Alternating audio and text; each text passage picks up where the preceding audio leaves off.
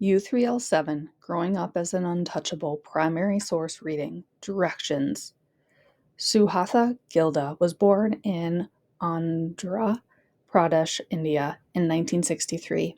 She was born in the untouchable caste, and she is a Christian, which Christians only make up about 2.3% of the population in India. She immigrated to the US when she was 26 years old.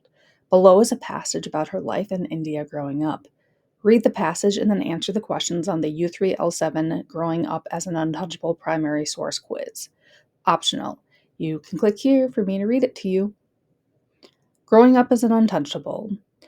Suhatha Gilda in the Story of Lower Caste Family. Published July 18th, 2017. My stories, my family stories, were not stories in India. They were just life. When I left and made new friends in a new country, only then did the things that happened to my family, the things we had done, become stories. Stories worth telling, stories worth writing down. I was born in South India in a town called Kazipet in the state of Andhra Pradesh. I was born into a lower middle class family. My parents were college lecturers. I was born an untouchable. When people in this country ask me what it means to be an untouchable, I explain that caste is like racism against black people here. But then they ask, how does anyone know what your caste is? They know caste is invisible, like skin color. I explain it like this. In India, villages and towns, everyone knows everyone else. Each caste has its own special role and its own place to live. The Brahmins, who perform priestly functions, the potters, the blacksmiths, the carpenters, the washer people, and so on. They each have their own separate place to live within the village. The untouchables, whose special role, whose hereditary duty is to labor in the fields of others or to do other work than Hindu societies consider filthy, are not allowed to live in the village at all. They must live outside the boundaries of the village proper. They are not allowed to enter temples, not allowed to come near sources of drinking water used by other castes, not allowed to eat sitting next to the caste Hindu or to use the same utensils. There are thousands of other such reactions and indignities that vary from place to place. Every day in an Indian newspaper, you can read of an untouchable beaten or killed for wearing sandals, for riding a bicycle. In your own town or village, everyone already knows your caste. There is no escaping it, but how do people know your caste when you go elsewhere, to a place where no one knows you? There, they will ask you, what caste are you? You cannot avoid this question, and you cannot refuse to answer. By tradition, everyone has the right to know.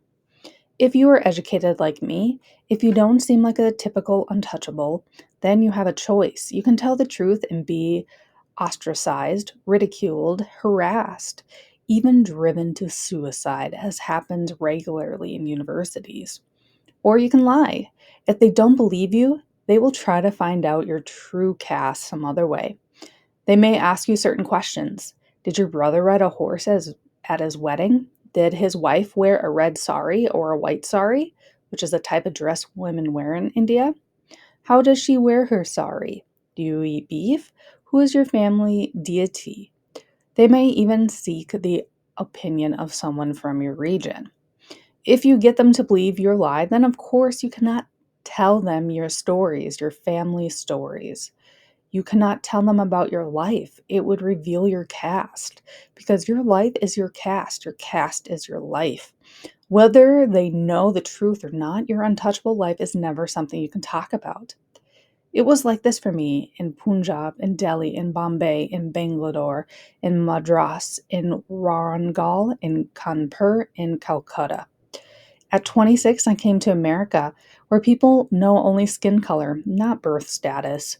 Some here love Indians, some hate them, but their feelings are not affected by caste. Only in talking to some friends I met here did I realize that my stories, my family stories, are not stories of shame. No one informed me that I was untouchable. It was not the kind of thing that your mother would need to tell you. What I was told was that we were Christians. Christians, untouchables. It came to the same thing. All Christians in India were untouchable as far as I knew. although only a small minority of untouchables are Christian. I knew no Christian who did not turn servile to serve in the presence of a Hindu. I knew no Hindu who did not look right through a Christian man standing in front of him as if he did not exist. I accepted this, no questions asked. I saw the grown ups in the family scrambling to their feet, straightening their clothes, and wringing their hands when a certain bow legged, cross eyed, drooly mouthed Hindu man passed in front of us. I saw our Hindu neighbors passing us by without even registering our presence. Accepted, no questions asked. I knew a Christian boy who was pushed in front of a train for falling in love with an upper caste girl. Christians are lowly, Hindus are superior, Christians are weak, Hindus are powerful. I understood, I accepted. That was the natural way of things.